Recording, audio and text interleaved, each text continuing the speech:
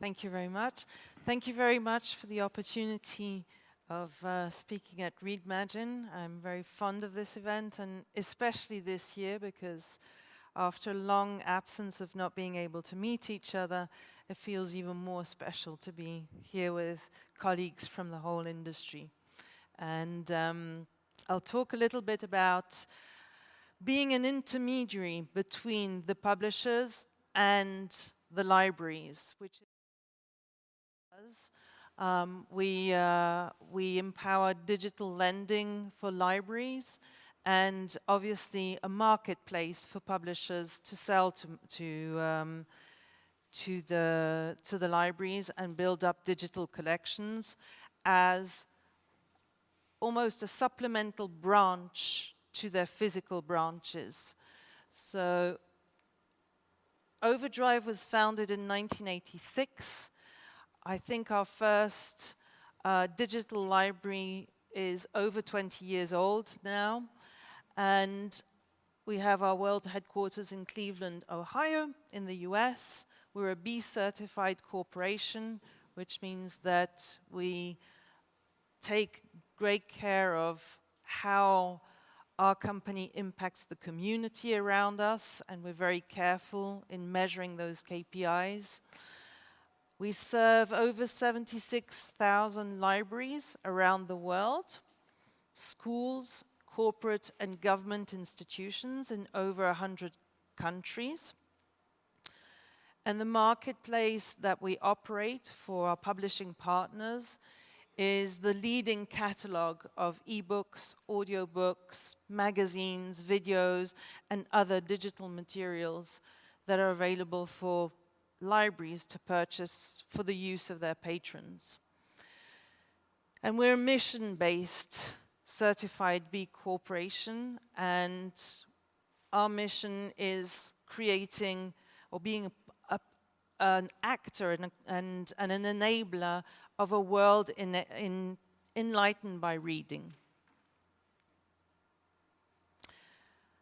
What I want to talk about today in relation to publishers and libraries is what are the elements between publishers and libraries that make for a successful relationship between the parties.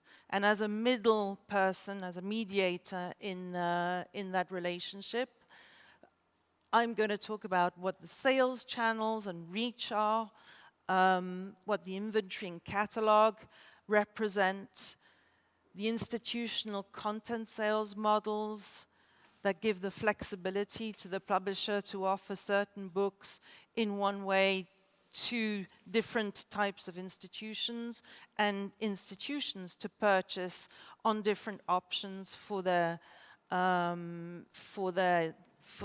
best use for their community. Digital library circulation as a result of this interaction between publishers, a digital platform, and their libraries. And the reader interest and engagement, which I think is the most important part here and the biggest opportunity for both parties to work together. The libraries are very unique, as Anne-Marie explained earlier on, are a very unique space in the community. And the type of activities and the type of engagement across every socio-economic layer in that community is an area where basically working with the interest of that community and around books, I think there's a closer collaboration that can happen between publishers and libraries, and basically to promote stories, to promote understanding, to promote knowledge, and to promote authors and their books. So a few numbers, and I'm not going to spend too much time on this, but there are different sales channels and that reach different audiences in e-lending. The ones that we're most familiar with are the public libraries. So Overdrive serves over 22,000 public libraries. These can be major metropolitan systems, like the New York Public Library, for example, the national libraries, like the Singapore Public Library, consortia, domestic and international libraries for the blind and handicapped as well. So that's public library, reaching a community. Then there are school libraries where you're reaching the next generation of readers, the people that you're trying to educate into our world and who will be looking after us as we grow older. And then we also have what we broadly call professional at Overdrive, but is actually very different silos. The academic libraries, the corporate libraries, the government and special libraries.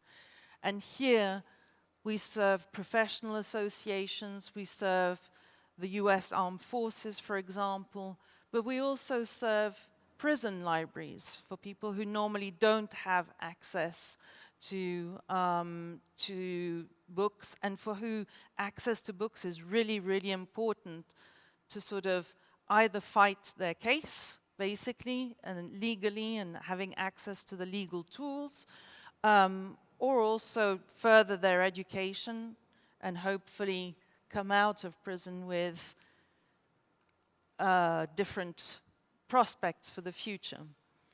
And then legal libraries, which is where the company actually started in 1986, converting legal books to floppy diskettes. Overdrive operates a marketplace, so that's the point of communication between the relationship between the publishers and Overdrive is really to have access to this very unique e-commerce platform, which has a very unique set of buyers on the other side. They are librarians.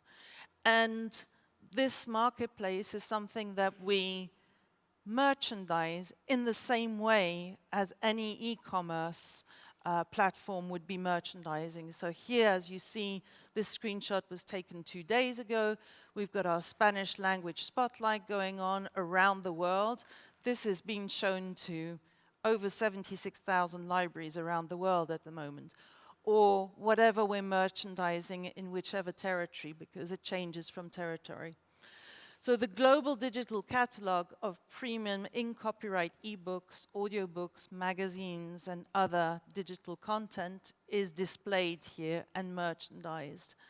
Library and school buyers purchase access to collections from Marketplace.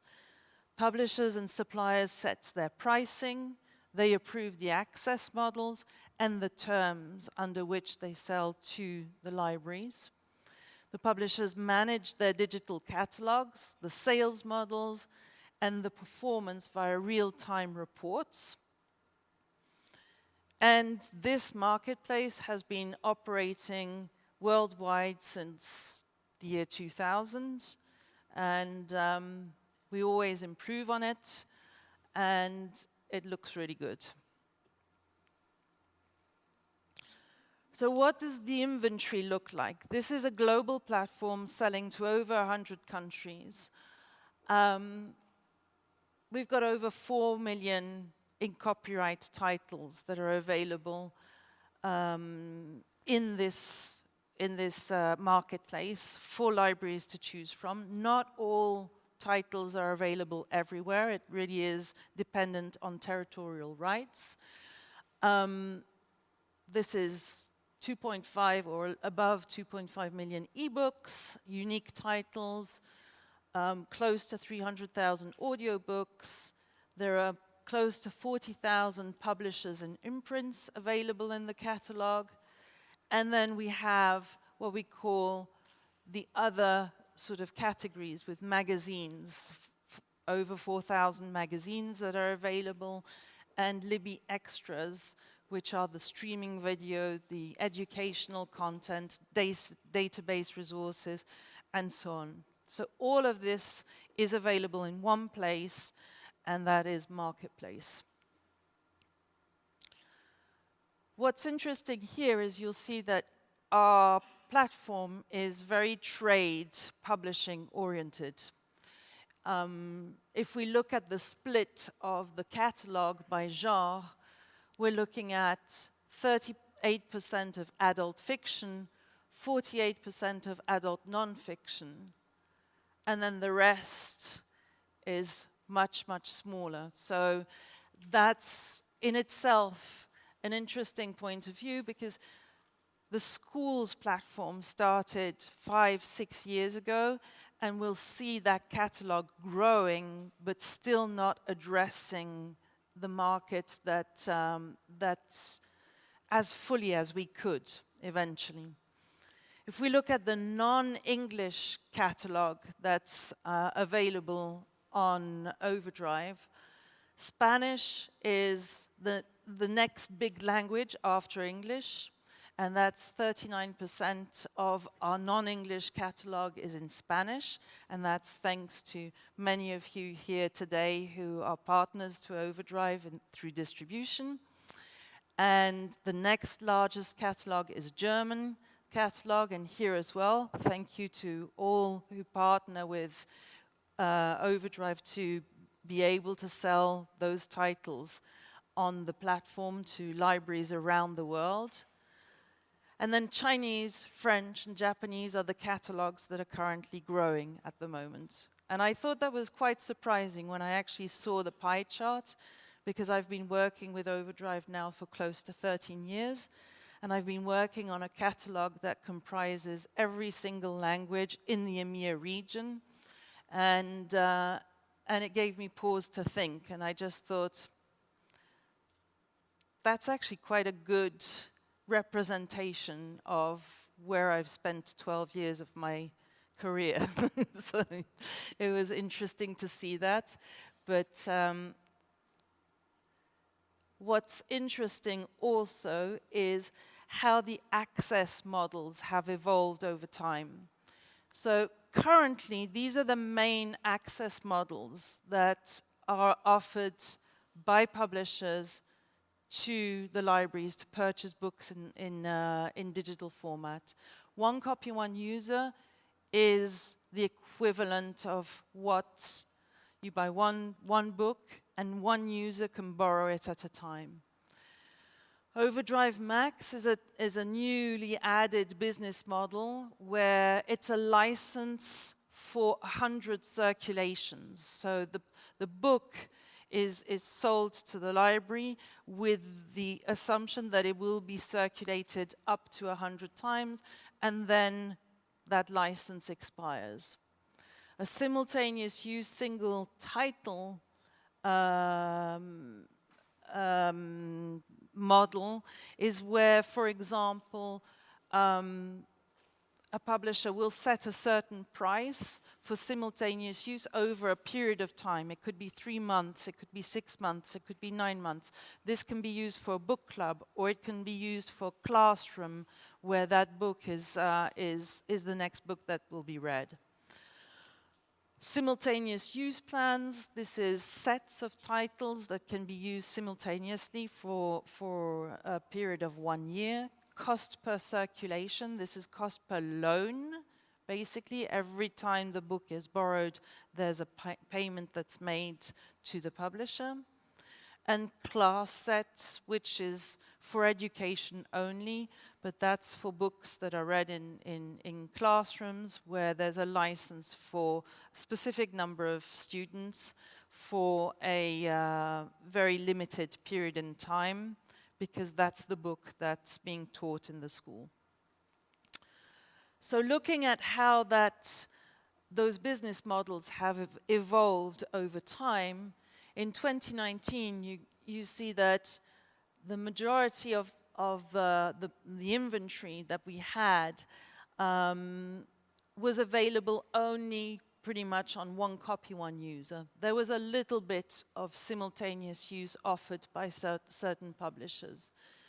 And in 2020, there was an introduction of cost per circulation, and more sim use being offered, and this was really in reaction to the pandemic. The schools closed, the libraries closed, the bookshops closed, and this was a time where publishers turned to us and said, what can we do to reach our readers? And at the time we'd suggested various models, which some of them adopted. And in 2021, this is when we introduced Overdrive Max, which is yet another model and gives more flexibility. And this is how basically the publishers have adopted several business models to offer to the libraries, and the libraries have made use of these different models very tactically, basically, to meet demand as everything else around the physical world had shut down. A few examples of who participated in these models. So what happened with digital library circulation? This is digital library circulation across the world of these 76,000 libraries that we work with. And this is how digital library circulation has increased over time. And you see that 2020 and 2021, the digital circulation has gone above what we had projected. And this is obviously, we had no idea in 2019 that that COVID would happen, and it did. But it's interesting to see that that increase over projection is important, but it hasn't replaced the other ways in which people engage with books either. This is a very interesting, we always talk about loans in libraries, but actually libraries who mostly deal with one copy, one user, will never ever meet the demand that's made in the market, basically. So a good KPI to look at is the holds. And holds is where people put a reserve on a book and say, I would really like to read this book, but there are 20 people queued up. So when it becomes available, I'd like to borrow it. And that's the holds. So 2017, 2018, 2019, our holds are going up. 2020, our holds really went up. That was when there was the most demand. People could not find books as easily as before in books, in the alternative spaces where they would normally go, whether it's a bookshop, etc. They turned to the library, and they couldn't borrow because there wasn't enough. And with the introduction across 2020 and 2021 of different business models, those holds held, but the year-on-year growth hasn't. So we're meeting more demand with the business models as we go along. The interesting thing is when that demand is not met in a library, when the person can't find the book or can't borrow the book that they initially wanted to borrow in the library, there are a lot of other titles that they could pick from. So it's also a place of discovery, and this sort of ad hoc of, well, that book's not available, but this one looks interesting and I'll read that one instead. Digital library circulation, this is around magazines. This is magazine monthly circulation for a period of a year, basically. So comics and graphic novels, that's increasing, basically, the use of comics and graphic novels over time. And then these are the various ways in which, at least through digital lending, people are engaging with books. So basically, they're discovering books in the Libby app, which is our public library app, the Sora student app, which is the app that we use in schools, the digital library collection. Every library has its own customized digital library collection online, so it's a website. People are discovering books there. We have an open access catalog or discovery service, so this is just from the overdrive.com website. People can browse books and see whether those books are available in their library. API calls to Overdrive servers and third-party search services that are integrated, for example, Google and Kobo and other browser extensions. So all of this contributes to a broader discovery of titles and an exposure of books and authors to readers out there in the world of digital reading. So looking a little bit at what people have been interested in and what they are interested in reading, and it's mostly fiction, basically. 28% like reading fiction. And then it's thriller, mystery, historical fiction, literature, non-fiction, suspense, romance, juvenile fiction, and fantasy, and that's basically the circulation by the top 10 genres on Overdrive connected libraries that are connected through Overdrive. And the most popular search terms in the last 12 months are rather interesting as well. Minecraft, romance, audiobook, Christmas, Star Wars, etc. So it's rather, there's Amish down there that you might not be able to see, and Lego. So these are some of the search terms that are most popular across the data that we see. And looking at the interest and engagement, we run a lot of book clubs, and this is with the cooperation of the publishers, the authors, and these book clubs basically have evolved since 2019. We run several types of book clubs. It's the Big Library Read. This is a book club that goes across the globe. Together we read our in countries, such as the US. There'll be a national one in the US, or there'll be a national one in the UK or in Australia around a particular ebook or audiobook or both. And the Sora Sweet Reads, which is a summer program for children and students to engage with books over time.